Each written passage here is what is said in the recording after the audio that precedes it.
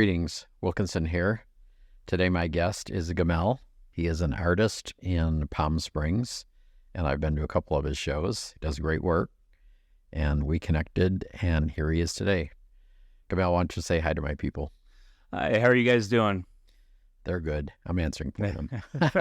Let's hear a little bit of your story. I mean, I read some of your info online, but obviously my listeners haven't read that. So tell a little about your background, if you will.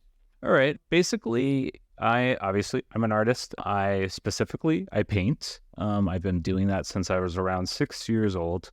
I started off doing that because I was watching my mom one day and decided that I was fascinated by it, and would sit around and watch her and learn different paintbrushes and whatnot. But, growing up over time, I slowly evolved into what I am now, and recently moved here to Palm Springs about 3 years ago during the pandemic. So I'm one of those people that infiltrated, but rather enjoying the trip here or the journey that I'm on. And it's been fascinating. I love the community, so it's been good. All right, we're going to fill in some blanks here because I want more info than that. Okay. So when I read some of your stuff, you said your mother never pursued an artistic career. Is that correct? Yeah. So she painted mostly as a hobby, which is, in some ways, in some ways less stressful. And not that it's stressful for me. I mean, there's always that as a painter and trying to run a business. You're always looking at that aspect of it. But she was a nurse, and she basically was somebody who loved painting. She loved painting more Western scenes with different family members, or snakes or leopards or whatnot, that your stereotypical the cowboy is rounding up some sort of animal with some sort of rope. And do you have some of those pieces that she made? Do you have ropes some? Or the No, her work. Do you have a couple? I do, and I have some of the ones that after she passed away in January of 22 of COVID. There's a couple of pieces that I inherited, which were a couple of her more recent works that were actually one of them was a nude, which was of a African-American female and holding a rose, and then the other one was of a Native American. And I tended to be a lot more attracted to those pieces, and I felt like that those were some of her more, like, her stronger pieces in terms of the emotion that they showed. My mother was an artist as well, but she was a perfectionist, so she ripped up all the stuff that she did. I had one small piece left, and I'm sending that to one of my sons. Actually. My mom was a perfectionist, quite like I am. I tend to be very perfectionistic at painting, and probably not so much in the rest of my life. So, yeah. All right, let's hear a little bit more of your personal details. So you're a gay man. Yes. And you said that your background, which when we were talking, you said was a Baptist background, Southern Baptist. Yeah. So I was born into a very religious household, and specifically Southern Baptist. And my mom was actually an ex-Mormon. And she did paint nudes, so come on. Well, that it's interesting. Like I find. Well, I'll get into that in a second. But she was an ex-Mormon, and I think that I was never raised Mormon, but I was raised Southern Baptist, and it was kind of like switching from one glass of water to the next, or however you want to explain it. Sort of the same thing, but dressed up differently. Just in my opinion, and you didn't care for either water. I didn't care for either water. I think spirituality is a much different thing than religion, and I do care for spirituality, but I think that growing up, it presented a conundrum, especially when I got old enough to start, and this didn't even have to do with the gay thing. It had to do with, like, looking at Noah's Ark, for example, and being like, okay, well, how did all the animals get on this boat? And my mom would just tell me, oh, you just have to believe it. You can't question it. And I was like, well, why not? Because this doesn't sound right. I mean, even now, if we tried to put all the animals in some sort of sperm bank or something on a gigantic ship, they still wouldn't fit. So, meaning that on a cellular level, I'm just kind of getting nerdy, but like it's impossible. So I know that some people like to see those stories as allegories, but in my family, it just seemed to be very literal, and that was the start of it. But then as I got older, I started finding men and guys my age very interesting to look at. I didn't know, because I didn't really have the education on even really what being gay was, and I just knew that I found them to look interesting. And so was there a point where you said, I'm different, I don't like girls, or not what's attractive? I think around when I was 17, I started to, I kind of knew that I did have this, I guess I would call it a gift now, but I was gay, but I still continued dating females, until my very early college years. And at around that point, I know that we had talked before, and so getting a little bit more detailed than probably what you heard me, I actually admitted myself to gay recovery. And so I went through that. That was a church-related thing. It was a religious-related thing. Right. And the thing was, this was back in, I wasn't really like going to meetings or anything like that. This was back in the early days of AOL, like when you'd hear that little dial-up thing and the little guy would run across the screen. Right. So I was involved in these groups online that were all about gay recovery. And then I started to realize, that I needed to kind of take it to the next level. So I actually, when I came out to my parents, I told them in the context of, well, I still love Jesus and I still want to do the right thing and all of that stuff. So I was the one that did it. It wasn't then. But of course, they went along with it. But then I remember finally in person, they're like, you need to come talk to the pastor, because I went to school at Cal Poly San Luis Obispo, and I like to stay away during the summer because I thought that the town I grew up in wasn't a good fit for me. So very small town. So I went home for a couple of days during the summer, and I decided to go see the pastor, who honestly, I think he was gay too, but that's a whole other thing. Never did anything to me or anything like that, but I think he might have been gay himself. But anyway, I went into the little counseling office, and he said to me, he started asking me all these questions, basically saying, hey, so growing up, was your mom the dominant figure in the household? Asking me all these sort of stereotypical questions. Were you into sports? All of these things. And, and of course I was artistic. And your father was probably past it. And it's all part of it. Exactly. Yeah. Well, which is actually funny. There was a little bit of that dynamic. I mean, my mom actually, in my family overall, tends to be very matriarchal. I can never say that word correctly. So I remember walking out of the interview, and not interview, but we're in an interview. The counseling session. Right. And his secretary, I remember sitting at the desk, she was like, do you want to come back next Saturday? And I just looked at her, I was like, no. I went out to the car, I was like, I'm gay.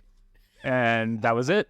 I stopped the whole recovering thing. I stopped the whole, I just never went back. And Now, how old were you there? I was done that instant. How old were you at that point? At that point, I was 21.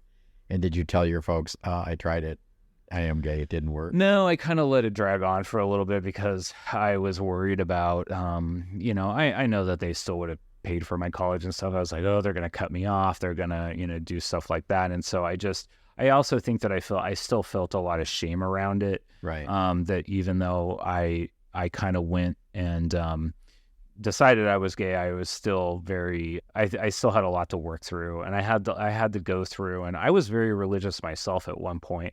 And unfortunately in 1996, it was the last time I voted Republican for Bob Dole, which I'm like, wow, I can't believe I did that. But I would never, obviously I'm the farthest thing from that now, but I had a lot of reprogramming to do, and I knew it, and I basically had to deconstruct, become atheist for a while, and that's where I was. And since then I'm more Buddhist. So yeah. Wow. So before you got into art full time, you were in the tech industry, correct? Yeah.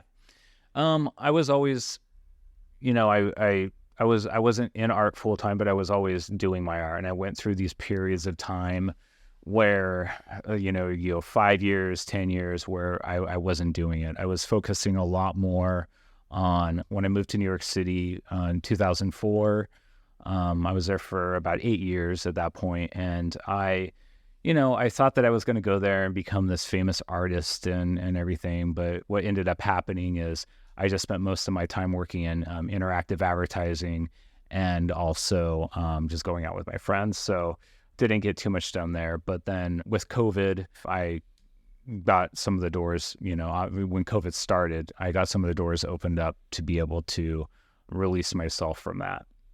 When I was reading your info online, it said you went to Malta and Paris in 2016. Yes. And that was a game changer for you as far as your art, correct? Yes, it was. How so? Well, I think before that, like in 2015, I had started even, while I still have my full-time job, I was at this point, I was in LA working remotely for the same company that I was in New York. And I basically had started a new series that was all about eyeballs because, this whole like eye being sort of like I've always been fascinated by eyes and looking directly into somebody's eyes and seeing what you can see. And I like the gateway to their soul. Exactly. I didn't want to say that because it's a little stereotypical. So sorry about that. Yeah. But it is that idea. And I kind of got into this mode of, I don't think the series was really working out the way that I wanted it to. I think I would paint eyeballs on their own and people would look at them and freak out. And I was like, well, this is such a beautiful painting. And it was just an eyeball, outside of the socket. So, which I still think looks cool, but, probably. Anyway, so I ended up taking a trip and, going around. I originally was wanting to go to Turkey, but there was a coup that started happening around that point that since got resolved. I think it was with Erdogan or the leader who's there right now. So I had to divert and go to, after Malta, I went to Paris. In both places I loved. I would totally retire in Malta if I had a partner there to retire with. It's like one of those places. But when I went to Paris, just visiting the Louvre and also just the rich history. And also, before that, I had also gone to Italy and I've seen the Sistine Chapel ceiling. And I love the coloring. I love the motion. I love, like my favorite artist, still one of my favorite artists is Michelangelo, for a lot of reasons. Maybe being so fucking tortured, and maybe that's one of the reasons I like him. So, I was heavily influenced by that. So when I came back is when I started doing my series of men that I've continued up to very recently. And had you painted men before the trip to Paris? Not in the way that I have done it since. So I think what I read, it tied like freeing up your sexuality to be in your work in some way. Is that right? Yeah, and the whole series is basically focused on gay men, different types of gay men, and wanting to show different aspects of people's personalities and having that come through in the piece. And I think that's why a lot of the earlier pieces I did were so pensive and so kind of almost very serious. And right. And then I got to there was another piece that I did towards kind of in the middle is when COVID started in March of 2020. And this is when everything started to shut down. Mm-hmm. And I, had got an art studio. I was in San Diego at the time, and I got an art studio there. And nobody was going into this building because everybody was, not wanting to get COVID. And I was going in it because nobody else was in the building. So it was perfect. So right. I didn't have to worry about anything. So I was going in there and I was using this studio in this huge space, and it was very empty, nobody around for months, and very quiet. And was it a shared space? It was a shared space. It was one of these. I don't know how to explain it. It's a building with a lot of different art, like about 25 or 30 different artists, sort of mini studios in there. So you do have your own little space. You have your own little space. It's separated by walls. But nobody was ever there, and nobody was there. I mean, occasionally one or two people would walk through to grab something to take home, but that was it. And so it's funny because my lease on that space started in March of 2020. So I was just like, well, fuck it. I'm just going to be here for a while. Right. So it was really good. I had no distractions. I was also working remote for a job at the same time that I ended up quitting later. But I started a painting called The Other Side, which was, ironically, it's kind of funny. There's a DJ called Paul Van Dyke, techno kind of DJ, and I didn't know what to name this painting, and so I ended up naming it The Other Side because to me, that's sort of what the painting was about. And it was, if I don't know how many people have seen this piece, but it's a guy who's holding up a rose, smelling the rose. And it's kind of like this idea of the after, that everything's happening. And he's wearing medical scrubs and he has a mask pulled down. And it was about COVID. It was about the medical professionals in COVID. It also done in a very gay context as well, which is also very intentional. And, that piece, though, when I look at it, it's crazy because it was done literally like 2 years before my mother passed away from COVID. So it's just, I don't know how to explain it. So, yeah. It's funny because I had a note asking you about The Other Side. I had a feeling you were going to ask me about that. And I was like, I'm just going to talk about this. You might talk about this, but I'm just going to talk about this. Yeah. Do you still have that piece? I do still have that piece. And you're going to keep it, I imagine? Yeah, I've had it around a while. I love the piece. I would like to keep it. At the same time, it's one of these pieces where it has a lot of emotional weight for me. And I think that it's a form of an expression that I have that is very much me and things that I don't know. I maybe I'm articulating myself okay now, but I feel like it can say everything that I can't say in words about life, and also almost as a predictor of kind of like what my life has been like in the last maybe year and a half after the death of my mother. And so it's, on one hand, yes, because it's my favorite painting. It's actually the most ambitious project I've ever taken on. And is it a large piece? 3 feet by 6 feet. Oh, wow. And, yeah.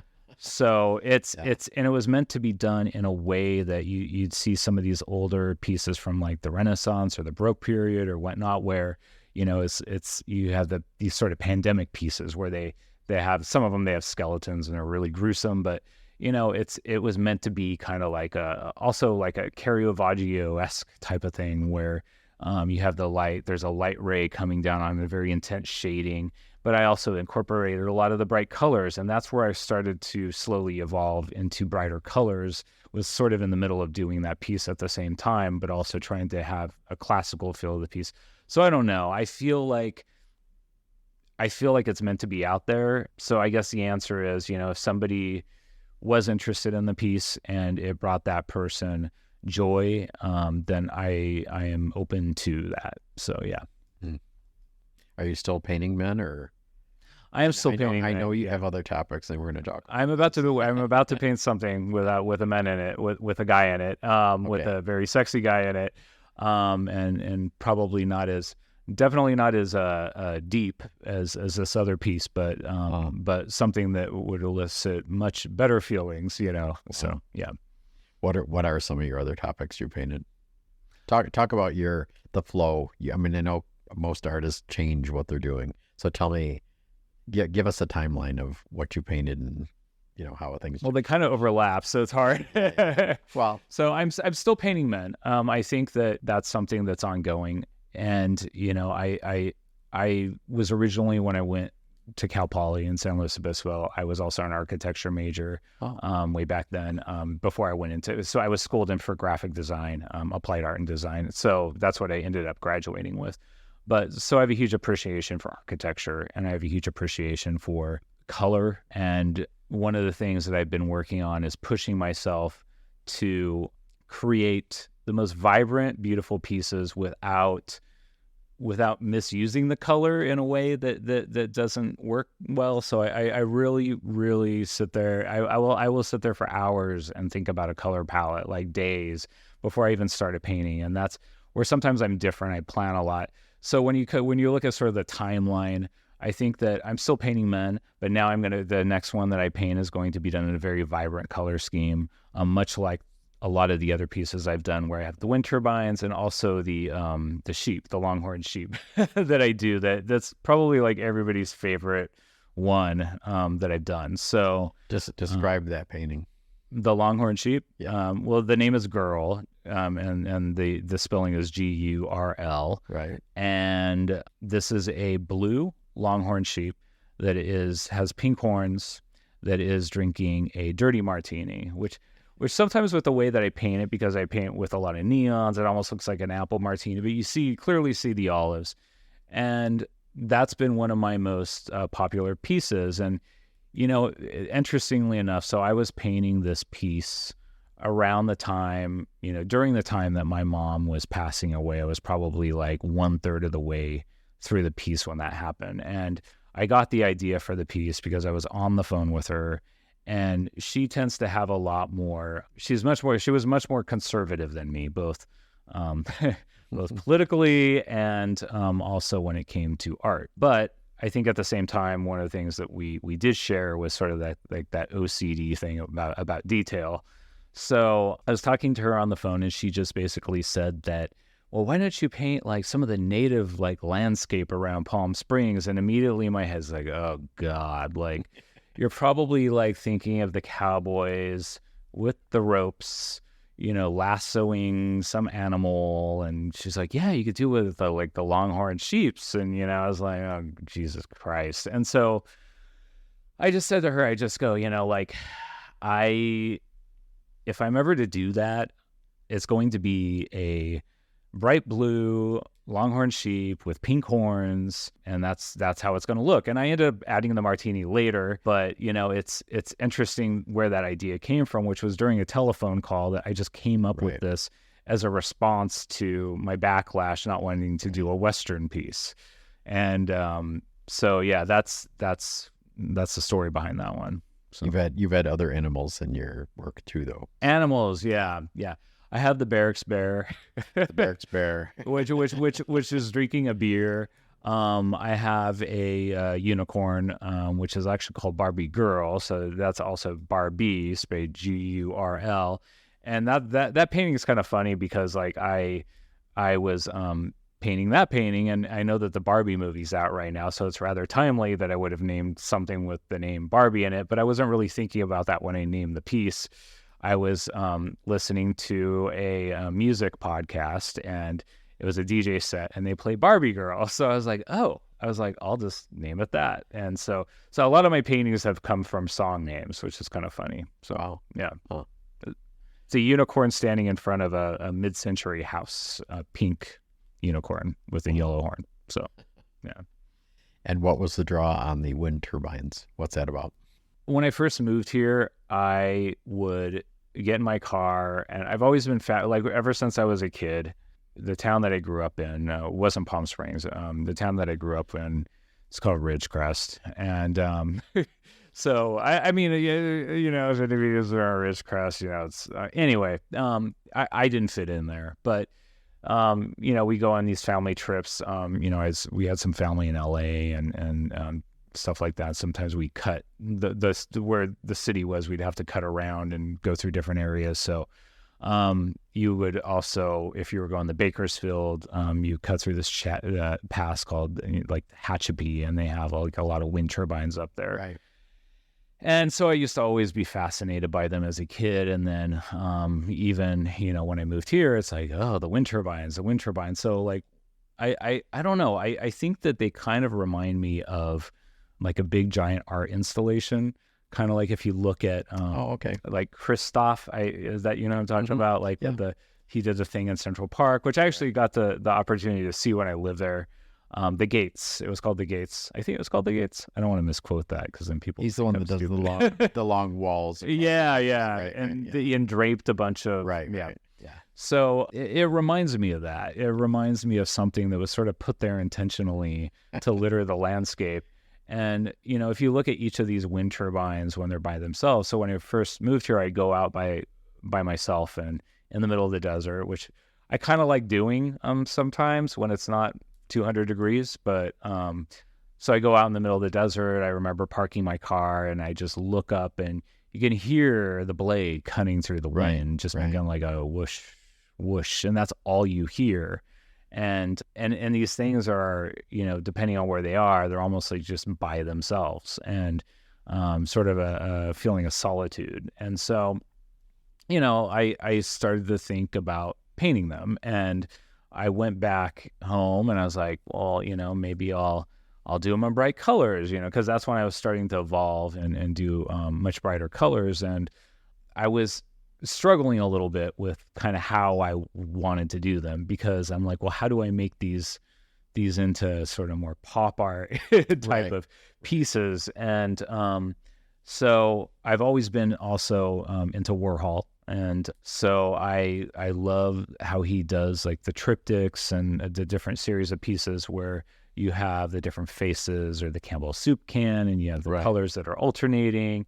And so that inspired me to do the turbines in the way that they do it. But the thing is I'm not a silk screener, so I still paint very detailed. And so I wanted to incorporate myself into that. And that's where that came from. So, yeah. So I'm looking at my notes. I don't know why I wrote this, but it's something out of what I read on you. Okay. But the phrase I wrote down was the eternal search or hunger for meaning. Does that ring a bell for you?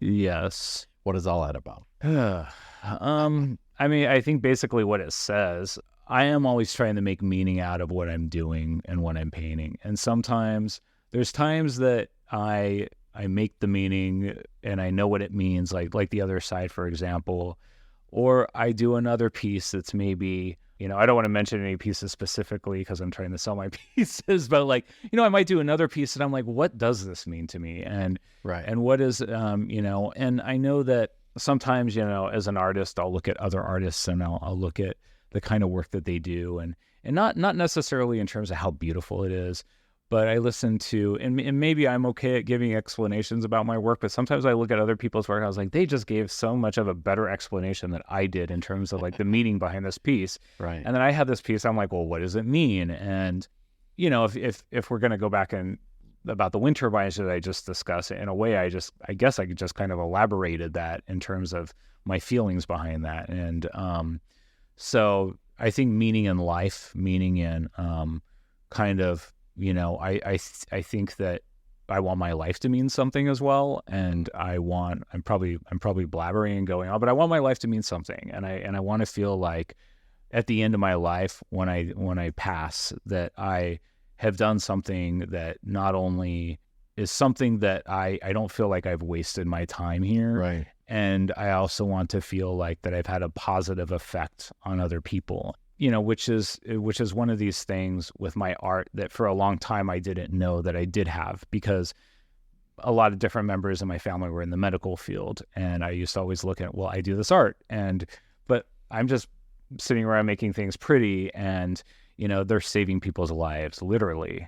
So, but what I discovered when I started selling my work and I started talking to people is like how happy people were when they purchased the work and they put it on the wall and they'd stand there and it like meant something. And so, there's a lot of different ways, I guess, that can be interpreted, but I do know that it's helped me give more meaning to my work, knowing that it does have a positive impact on people. I remember seeing one, it's kind of a close-up of a wind turbine. It has like a really vivid green background. Do you know which one I'm talking about? It was one of mine.